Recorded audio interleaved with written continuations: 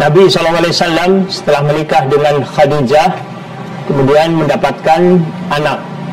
Anak yang pertama lahir bernama Al-Qasim, di usia 2 tahun meninggal dunia. Lalu anak yang kedua lahir bernama Zainab. Jadi Zainab sebenarnya anak kedua dari Nabi SAW dengan Khadijah radhiyallahu anha.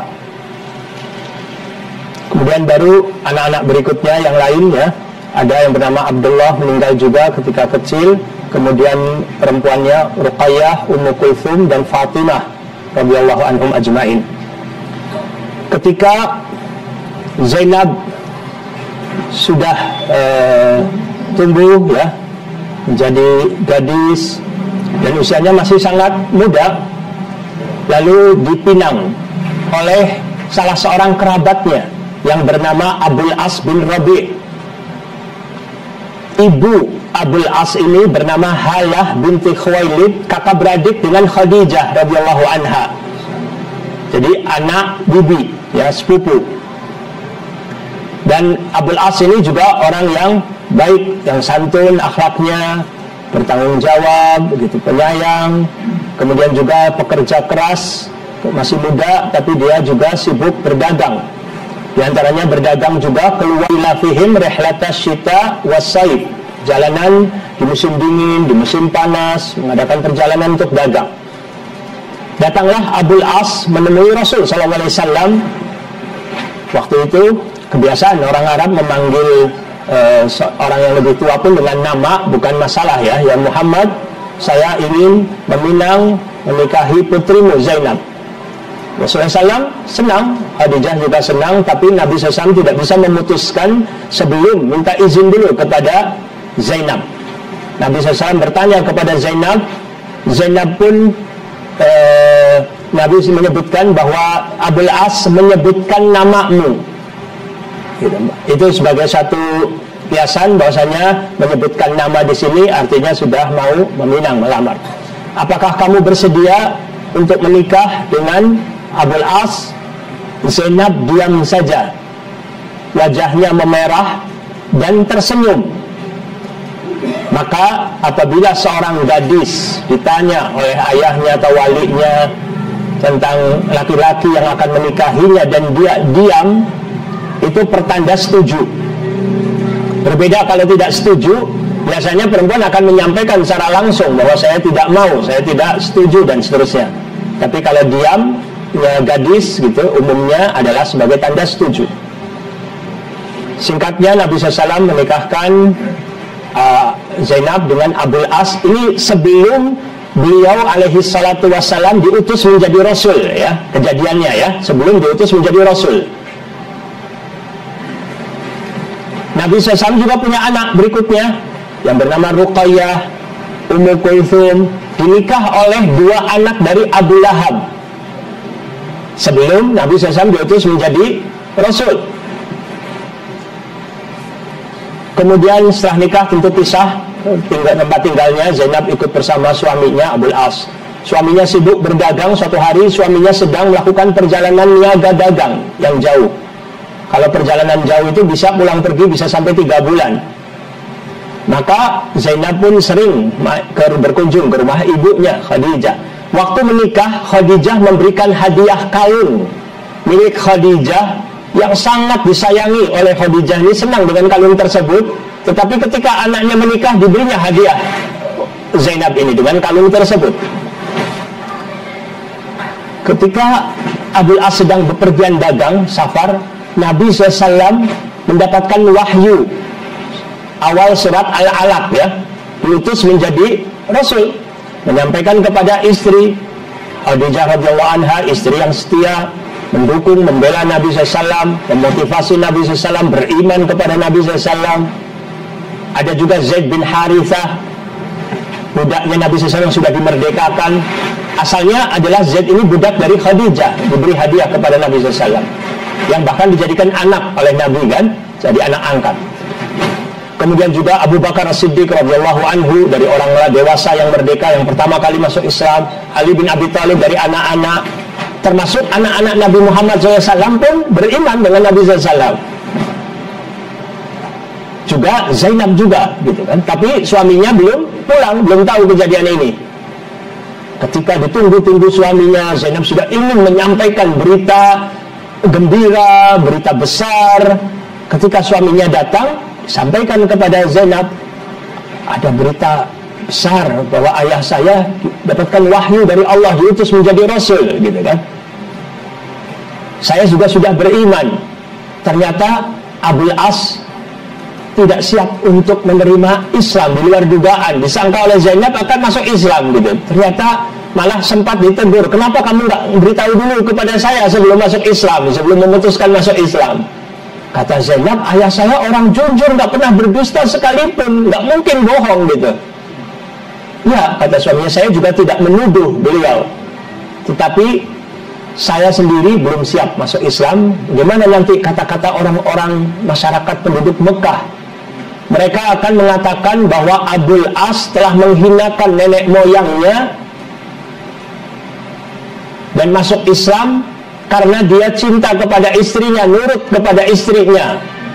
Halu saya, masa suami mengikuti istri gitu dianggapnya. Nanti kata orang seperti itu.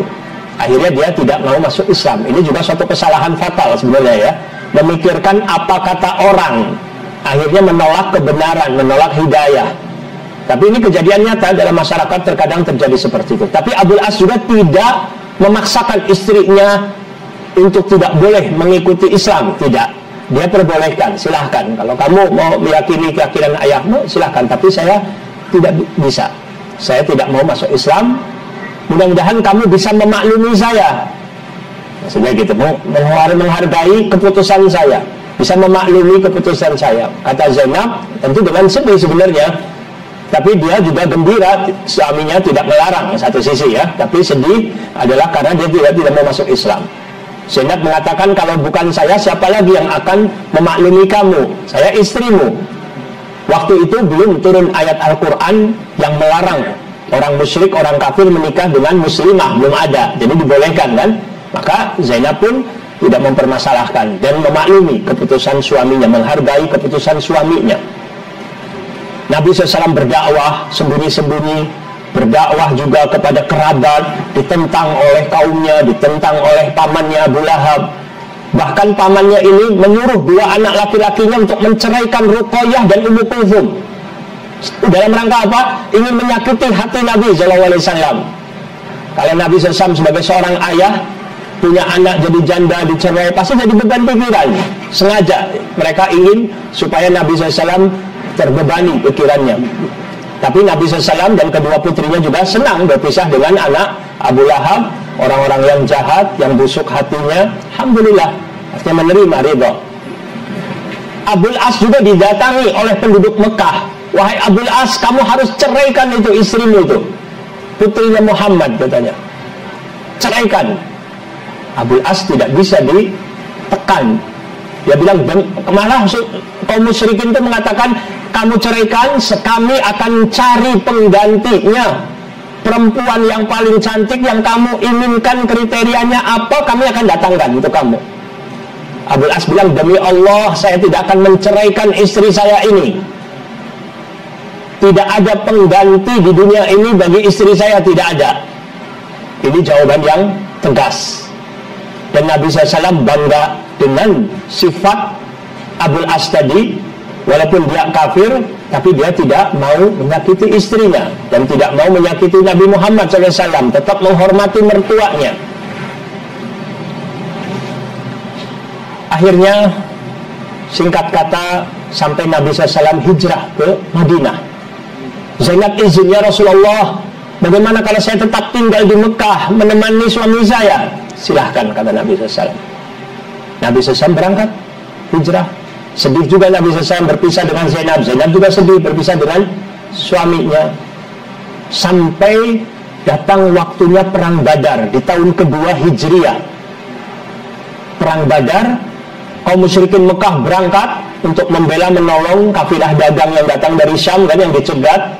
Berangkat dari Mekah, termasuk juga Abul As berangkat juga, walaupun tidak dengan keinginan hatinya mungkin, tetapi karena dorongan juga dari masyarakat yang mengharuskan mereka juga berangkat, Abul As juga berangkat walaupun dengan berat hati, karena akan berperang melawan mertuanya. Bagaimana perasaan Zainab saat itu ketika ditinggal suaminya, mendengar suaminya akan berperang dengan pasukan kaum muslimin yang dipimpin oleh ayahnya. Zainab sudah punya anak saat itu 2, Ali dan Umamah, masih kecil-kecil. Zainab sedih, ya Allah, bisa jadi besok nanti kalau terjadi pertempuran selesai, mungkin saja suami saya meninggal, jadi anak saya jadi yatim, dan mungkin juga ayah saya barangkali terluka atau meninggal, kita tidak tahu. Tetapi Zainab juga tidak larut dalam kesedihan, kecemasan yang berlebih. Dia bertawakal kepada Allah SWT. Semoga Allah berikan kemenangan kepada kaum muslimin dan kebaikan kepada kaum muslimin dan juga kepada suaminya supaya dapat hidayah. Besoknya Zainab mencari informasi ketika sudah terjadi pertempuran. Bagaimana hasil dari pertempuran? Dapat berita kaum muslimin yang menang. Dia sujud syukur langsung, Zainab bersyukur kepada Allah, kaum muslimin menang, ayahnya selamat. Tapi dia belum tahu bagaimana nasib suaminya. Dia cari-cari informasi, ternyata suaminya ditangkap, ditawan, tapi masih hidup, berarti alhamdulillah gitu. Ditawan, dibawa ke Madinah. Kaum musyrikin yang ikut perang yang selamat sudah pulang ke Mekah, dan mereka lagi mempersiapkan tebusan untuk membebaskan keluarga mereka yang tertawan, menyiapkan harta tebusan. Zainab pun mengumpulkan uang yang dimilikinya, karena Abul As juga bukan orang yang sangat kaya. Dia juga dipercaya oleh sebagian masyarakat Mekah, dipercaya untuk dititipi amanat uang untuk dagang dan lain sebagainya, bagi hasil dengan sebagian penduduk Mekah gitu ya, bukan semuanya milik dia. Maka Zainab mengumpulkan sebagian uang yang ada, kemudian juga ada juga kalung pemberian ibunya Khadijah radhiyallahu anha, masih ada, diberikan juga sebagai tebusan, dikirim kepada saudara iparnya, adik dari Abul As, supaya dibawa ke Madinah. Zainabnya tidak ikut ke Madinah. Maka rombongan kaum musyrikin dari Mekah berangkat ke Madinah untuk menebus keluarga mereka. Di antaranya saudara kandung dari Abul As, membawa uang dari Zainab dan juga kalung. Ketika Nabi SAW melihat kalung tersebut, Nabi menanyakan, ini kalung tebusan dari siapa? Ini tebusannya Zainab yang ingin menebus suaminya Abul As. Nabi SAW menitikkan air matanya. Ingat bahwa kalung ini kalung milik istrinya dahulu sebelum diberikan kepada putrinya Zainab. Terkenang bagaimana perjuangan istrinya, pembelaannya, kesetiaannya. Nabi SAW menangis. Dan juga tentu ingat juga kepada nasib putrinya yang di Mekah, ditinggal pisah dengan suaminya, dan sampai mau mengorbankan harta yang dimilikinya agar suaminya bebas untuk bisa pulang lagi. Ini menunjukkan kecintaan yang luar biasa dari Zainab kepada suaminya. Dia rela berkorban. Begitulah seorang istri yang setia merasakan apa yang dirasakan oleh suami. Ketika suami sedih, dia ikut sedih. Suami menderita, ikut menderita. Bahkan rela untuk berkorban agar suaminya bahagia, agar mereka sekeluarga juga bahagia. Sehingga tidak hitung-hitungan, uang saya dan lain sebagainya, uang dia pun dia korbankan. Nabi SAW berkata kepada para sahabatnya, wahai sahabatku, bagaimana menurut kamu kalau seandainya harta milik putriku ini kita kembalikan lagi kepada dia, dan juga Abul As juga kita bebaskan tanpa syarat? Setuju ya Rasulullah. Ini juga adab tawadhu, rendah hati dari Nabi SAW. Sebagai seorang pemimpin, sebagai seorang komandan perang, sebagai kepala negara, bisa saja beliau memutuskan tanpa meminta pendapat dari sahabat, langsung saja putuskan, bisa. Tetapi meminta pendapat terlebih dahulu. Ini adab yang baik dari seorang pemimpin. Walaupun keputusan terakhir dari beliau, tapi beliau adalah orang yang sering mengajak bermusyawarah kepada sahabatnya sebelum memutuskan suatu keputusan. Ini harus kita contoh dalam kehidupan rumah tangga, bermusyawarah dengan istri, dengan anak, sehingga mereka merasa dihargai. Walaupun keputusan terakhir tetap di tangan pemimpin. Akhirnya Abul As dibebaskan. Sebelum Abul As pulang ke Mekah, Abul As dibisiki oleh Nabi SAW. Abul As pun mengangguk tanda setuju. Akhirnya Abul As pulang, bertemu dengan Zainab. Zainab luar biasa gembiranya bertemu lagi dengan suaminya. Kemudian Abul As mengatakan, saya datang juga untuk mengatakan kepadamu selamat tinggal. Misalnya, kamu mau pergi kemana? Disangka suaminya mau pergi lagi safar. Bukan saya yang pergi kali ini, tapi Anda yang pergi kali ini. Karena ayahmu meminta kepada saya sebelum saya pulang agar Zainab diizinkan oleh saya untuk pergi ke Madinah, berkumpul dengan kaum muslimin di sana. Dan saya sudah menjanjikan, berangkatlah Anda siap-siap. Luar biasa di sini keputusan dari Abul As, walaupun bisa saja dia menolak sebenarnya ya ketika Nabi SAW meminta izin, karena pada saat itu di tahun kedua itu sudah ada larangan untuk kaum muslimah, artinya menikah dengan kaum musyrik. Kalau kita bisa baca di surat Al-Baqarah di ayat 221.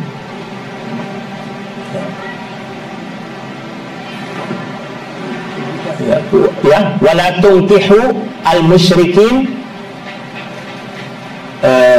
hatta yu'minu. Janganlah kalian para wali perempuan ya, janganlah kalian menikahkan orang-orang musyrik sampai mereka beriman. Ini sudah ada larangan.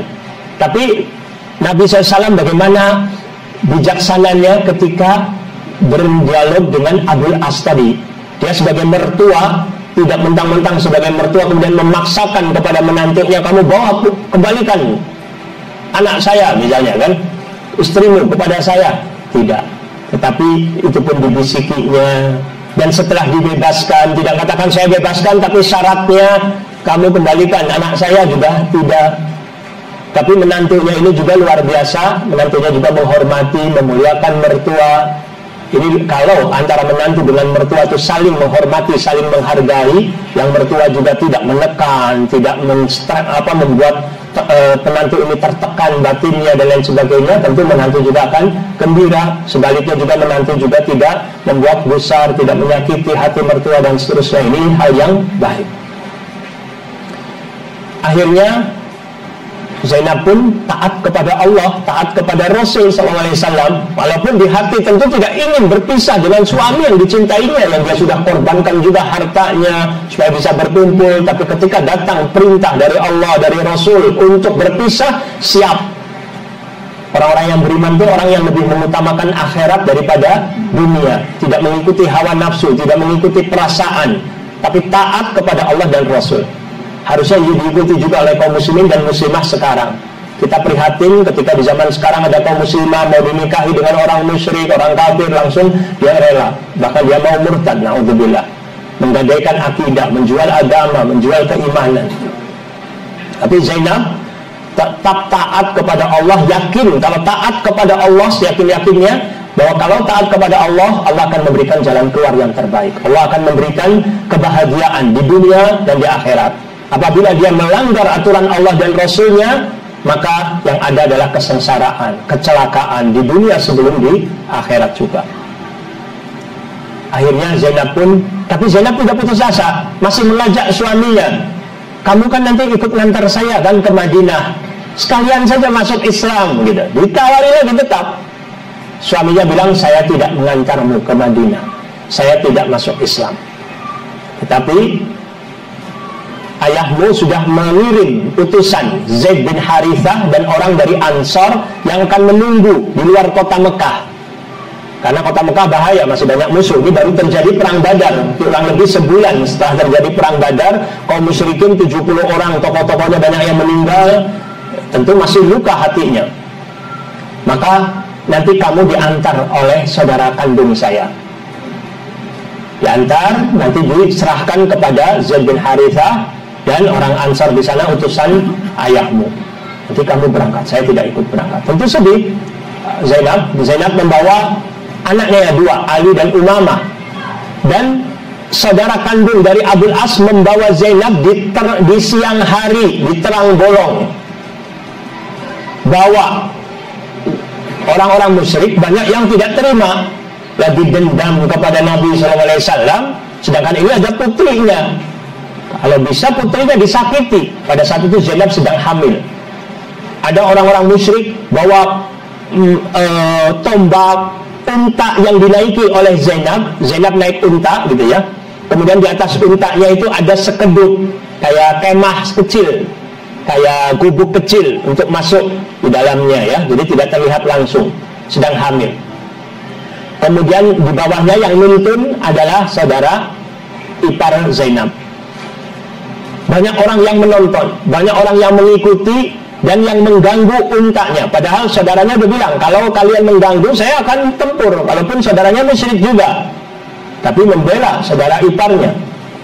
Tapi sempat untanya ini terluka, terkena tombak, jatuh untanya, Zainab juga ikut terjatuh. Sampai dia keguguran, terluka berdarah. Sudah marah ini Kinanah ini. Tapi akhirnya dilerai. Abu Sufyan datang. Abu Sufyan masih satu suku dengan Abul As juga, masih dari Bani Umayyah. Abu Sufyan mengajak bicara berdua kepada saudara iparnya Zainab. Dia bilang, kamu ini salah, bahwa Zainab di siang hari ditonton banyak orang, sedangkan kamu tahu bahwa kami ini semua masih luka hati kami kepada Muhammad, banyak korban jiwa. Kalau kamu bawa anak Muhammad ini di siang hari, seolah-olah lagi mau meremehkan kami, menghinakan kami. Jadi kami tidak terima, tapi saya kasih jalan keluar. Kamu pulang lagi, sehingga nanti masyarakat akan tenang bahwasanya putri Muhammad ini pulang, nggak jadi berangkat gitu. Setelah itu nanti tunggu beberapa hari, keadaan sudah reda, silahkan kalian atur lagi bagaimana caranya memberangkatkan, mengirim ke Madinah di malam hari tanpa ditonton orang.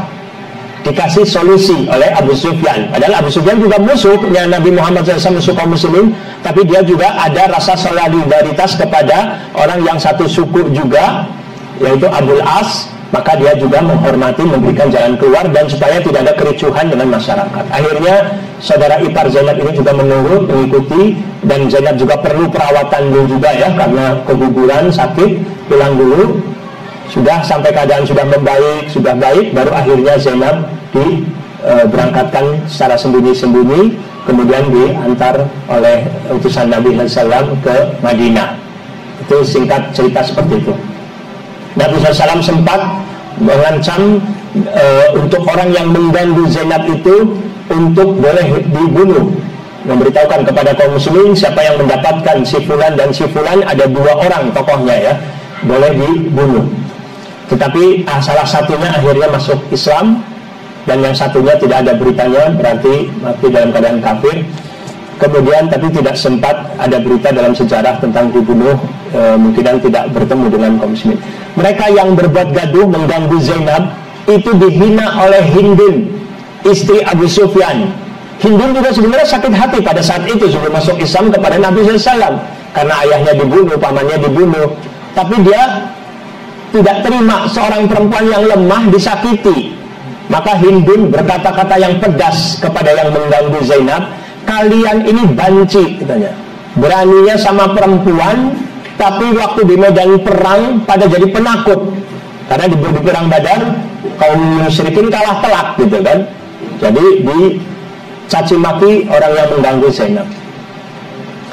Akhirnya Zainab hijrah meninggalkan suaminya. Itu kejadian di tahun 2 Hijriah. Di tahun ke-7 Hijriah, Abul As ini berangkat dagang ke Syam. Pulang dari Syam membawa barang dagangan, membawa hasil keuntungan dan seterusnya. Dicegat di sekitar kota Madinah, karena kalau mau melewati Syam dari Mekah itu mesti melewati Madinah ya. Walaupun mereka berusaha melewati pinggiran kota Madinah, tapi dicegat oleh kaum muslimin. Di sana ditangkap, barang dagangannya pun diambil sebagai rampasan. Abul As sempat berhasil meloloskan diri kabur, tapi masih di Madinah, keberadaannya masih di kota Madinah. Sampai dia mencari informasi tentang keberadaan Zainab. Lalu dia mengetuk pintu rumah Zainab. Zainab membuka, ternyata Abul As yang datang. Sangka Zainab, Abul As datang mau masuk Islam. Abul As berkata jujur, saya datang ke sini bukan mau masuk Islam, saya lagi kabur. Saya butuh bantuan Anda untuk melindungi saya. Zainab walaupun kecewa, tetap mengatakan Anda adalah putra bibiku, dan Anda adalah ayah dari Ali dan Umamah, anak-anak kita. Maka saya akan jamin keselamatan nyawa Anda. Ketika itu kejadian sebelum subuh. Ketika Nabi SAW salat subuh bersama kaum muslimin, maka Zainab berteriak di masjid mengatakan, saya telah menjamin Abul As bin Rabi'. Nabi SAW mendengar suara itu, terdengar jelas. Maka Nabi bertanya kepada para sahabat, wahai sahabat, apakah kalian mendengar apa yang aku dengar barusan? Sahabat mengatakan, ya kami mendengar ya Rasulullah. Rasulullah mengatakan, saya tidak tahu kejadian kecuali baru sekarang ini. Mengatakan kepada sahabat bahwasanya bukan Nabi tahu kalau Abul As ini berlindung kepada Zainab atau main sandiwara dengan Zainab dan lain sebagainya. Sama sekali tidak tahu kecuali baru sekarang ini. Tetapi kita akan melindungi orang yang dilindungi oleh anggota masyarakat kita. Ya, ada sistem, kalau ada salah satu anggota masyarakat melindungi, yang lain juga harus melindungi. Seperti waktu Abu Bakar As-Siddiq sebelum hijrah, tadinya mau hijrah ke Habasyah, kemudian balik lagi dilindungi oleh salah seorang tokoh di Mekah, tidak diganggu. Maka yang lainnya pun mengikuti. Di sini Nabi menerima perlindungan dari Zainab untuk dilindungi. Tapi Nabi SAW mendatangi Zainab, mengatakan, kamu perlakukan dia dengan baik, tapi jangan sekali-kali dia mendekatimu, karena dia tidak halal bagimu. Artinya jangan sampai menjamah, menyentuh, tidak halal.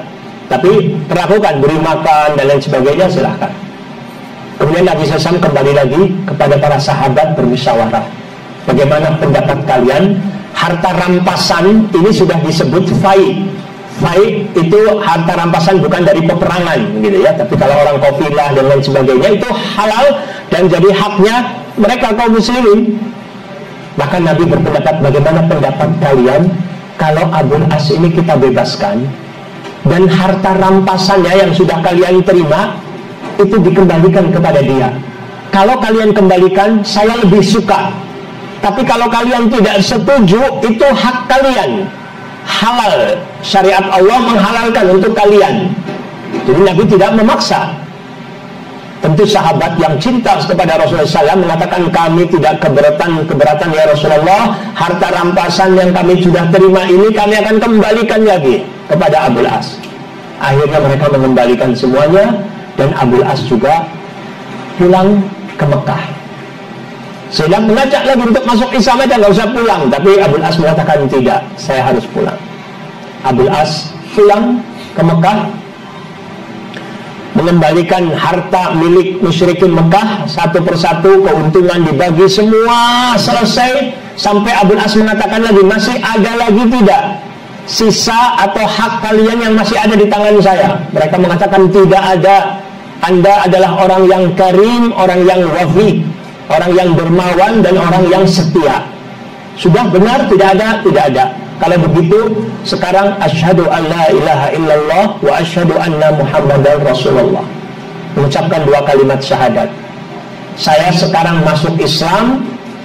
Saya sengaja tidak masuk Islam dari dahulu, supaya jangan kalian menyangka bahwa saya ini masuk Islam untuk adanya kepentingan dan untuk mengambil harta kalian. Sekarang sudah tidak ada. Mungkin sebelumnya dia ada sangkutan hutang dan lain sebagainya, dia tidak mau untuk meninggalkan pertanggungjawabannya. Tapi setelah selesai semua diselesaikan, dia tinggalkan masyarakat penduduk Mekah, dia hijrah kembali lagi ke Madinah.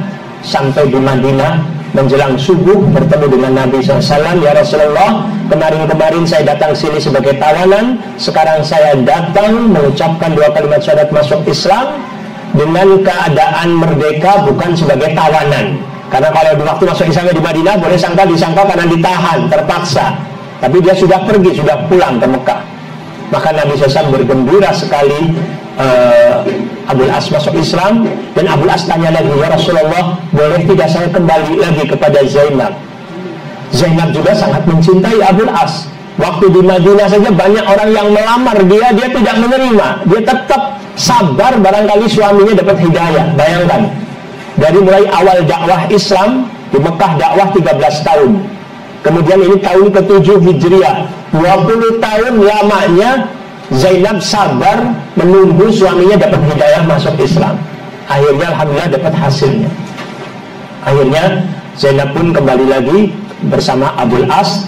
Sebagian ulama ada beda pendapat, ada yang mengatakan pakai akad lagi, diperbaharui akad baru, ada juga yang mengatakan tidak. Wallahu alam, itu ada perbedaan. Tapi yang jelas akhirnya mereka berkumpul lagi dengan Zainab. Zainab kemudian setahun kemudian setelah mereka berdua berkumpul, di tahun ke-8 Hijriah meninggal dunia Zainab. Maka Nabi SAW dalam hadis Bukhari dan Muslim kan memerintahkan ke perempuan yang memandikan kan, suruh mandikanlah 3 kali atau 5 kali witir, kemudian jadikanlah akhirnya dengan kapur barus ya, diberi. Kemudian juga kalau sudah selesai beritahukan kepada saya. Setelah itu Nabi SAW juga berikan kain untuk kafannya. Itu kisah tentang kewafatnya Zainab radhiyallahu anha di tahun 8 Hijriah. Abul As sangat sedih sekali, menangis, tinggal istri yang sangat dicintainya. Tetapi insya Allah mereka berdua juga akan Allah kumpulkan di dalam jannahnya. Kemudian juga Abul As kemudian meninggal dunia. Sebagian ulama mengatakan setahun kemudian meninggal. Ada juga yang mengatakan di masa khilafah Abu Bakar As-Siddiq radhiyallahu anhu Abul As meninggal. Ini saja kisah yang bisa saya sampaikan. Semoga bermanfaat bagi kita. Sebenarnya banyak pelajaran-pelajaran dan hikmah yang bisa kita petik ya, di samping yang tadi saya sebutkan. Tapi insya Allah mudah-mudahan di kesempatan lain bisa kita atau antum juga bisa memikirkan atau merenung kira-kira apa saja pelajaran-pelajaran yang luar biasa. Nabi Muhammad SAW juga seorang manusia biasa ya, walaupun beliau seorang Rasul mendapatkan wahyu, tapi manusia biasa, orang yang bijaksana. Tadi sudah disinggung bagaimana hubungan antara menantu dengan mertua, bagaimana berpegang teguh, bagaimana sabar, bagaimana rasa malu, bagaimana kesetiaan dan seterusnya. Ini pelajaran-pelajaran yang luar biasa. Dan juga bagaimana Zainab lebih mengutamakan ridha Allah, cinta Rasulnya daripada cinta kepada suami. Ini juga pelajaran-pelajaran yang sangat berharga untuk kita semua. Semoga bermanfaat. Sebelum ditutup, barangkali ada pertanyaan, silahkan.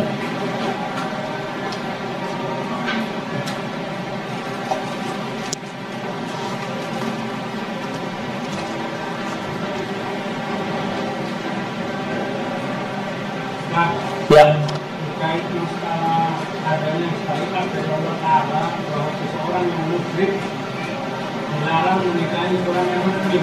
Ya. Ya. Ketika Abul As itu masih dalam keadaan kafir, maka Zainab pun sama Rasul sudah diberlakukan larangan untuk jangan mau disentuh. Itu di Madinah ketika minta perlindungan di tahun ke-7 Hijriah. Tapi waktu sebelum hijrah Nabi SAW mengizinkan Zainab tinggal di Mekah. Jadi sebelum turun ayat masih diperbolehkan. Tetapi ketika ayat sudah turun, maka Nabi perintahkan Abul As supaya mengirim Zainab untuk bisa berangkat ke Madinah hijrah. Yang jadi pertanyaan, ya. Dalam kondisi kita sekarang, ya. Ada beberapa kejadian dan pernyataan bahwa suaminya sudah keluar dari sunnah, artinya dia dalam keadaan posisi ingkar sunnah, istrinya masih hidup bersama dengan dia. Maka bagaimana hubungan suami istrinya, hubungan keseharian? Ya, ya. Jadi permasalahannya apakah suami itu sudah dikatakan murtad atau tidak? Ini permasalahan juga yang tidak mudah. Artinya menghukumi seseorang ketika dia melakukan pelanggaran syariat, apakah kekufuran? Jadi gini, masalah kekufuran ini artinya kaedahnya tidak setiap orang yang melakukan perbuatan kekufuran berarti dia kafir murtad, gitu ya. Walaupun perbuatannya kufur. Ada waman lam yahkum bima anzalallahu faulaika humul kafirun, tapi juga ada lagi faulaika humul fasikun, gitu ya. Maka itu perlu dipertanyakan kembali nanti kepada tokoh-tokoh ahli ilmu, apakah orang tersebut, karena ini masalahnya kasus nanti ya, sudah dikategorikan pelanggaran-pelanggaran syariat, kekufuran-kekufuran yang dia lakukan, itu berarti dia sudah murtad apa belum. Kalau sudah murtad berarti tidak boleh tetap bersamanya, sudah harus dipisahkan. Tapi terkadang kekufuran-kekufuran banyak juga, masih banyak syubhat-syubhat, kerancuan-kerancuan yang merupakan tugas dari orang-orang yang berilmu untuk menjelaskan kepada umat ini keadaan yang sebenarnya, supaya orang itu setelah diberi ilmu mudah-mudahan bisa dia itu menyadari dan bertobat kepada Allah SWT. Itu yang paling penting kita lakukan di masa sekarang ini, untuk menegakkan hujjah dan mendakwahkan yang hak, supaya hak itu menjadi terang benderang, tidak ada keraguan sedikit pun. Wallahu a'lam bishawab. Ya. Tadi disebutkan ada harta berpulang dan harta pemerasan. Fai. Masih berlakukan hal seperti itu di zaman sekarang? Ya. Artinya masih berlaku dalam keadaan ketika peperangan, maka ada terjadi rampasan perang gitu kan. Kalau ada peperangan antara kaum muslimin dengan kaum kufar, peperangan di jalan Allah SWT, maka itu pun berlaku. Tetapi penentuan bahwa ini adalah harta, terutama tadi rampasan yang bukan dalam peperangan, fai gitu ya, jangan sampai disalahpahami dalam penerapannya karena mengikuti hawa nafsu, akhirnya karena itu dilakukan kepada kafir harbi, kepada kafir harbi. Nanti kedudukan orang kafir, ada kafir harbi, ada kafir mu'ahad, kafir dhimmi, dan seterusnya. Itu juga perlu pendalaman. Jadi orang-orang kafir yang di masa sekarang ini hidup di masa kita ini juga harus dilindungi keamanan mereka, kecuali yang jelas-jelas mereka itu sebagai kafir harbi yang memerangi kaum muslimin. Allahu a'lam bishawab. Insyaallah perlu pendalaman lagi. Allahumma 'allimna ma yanfa'una wanfa'na bima 'allamtana. Wassallallahu ala nabiyina Muhammad wa ala alihi washabihi wasallam wa akhiru da'wana alhamdulillahi rabbil alamin. Assalamualaikum warahmatullahi wabarakatuh.